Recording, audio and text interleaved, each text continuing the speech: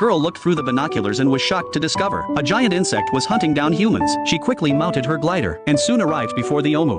Oh, go back to the jungle. This is not your world. At that moment, the Omu's eyes turned red, indicating it was now extremely enraged. In order to calm the Omu down, Sika quickly dropped several flash bombs. As the white light flashed, the frenzied Omu actually came to a stop. Look at that. She stunned it with flash grenades.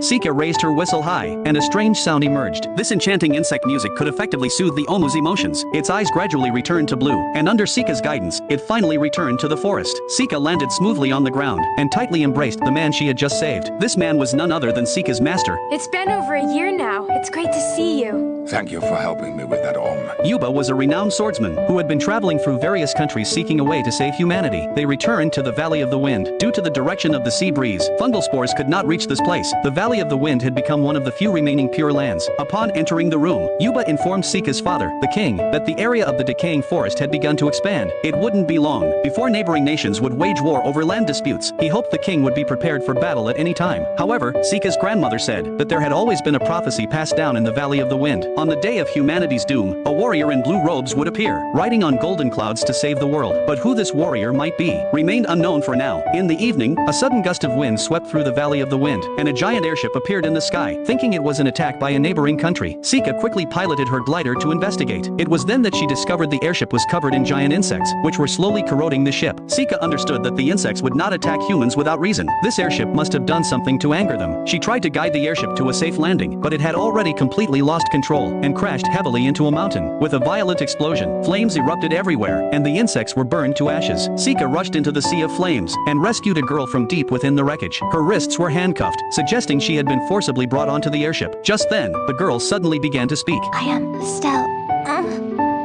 Estelle of Fedgite. You must burn the cargo. The cargo?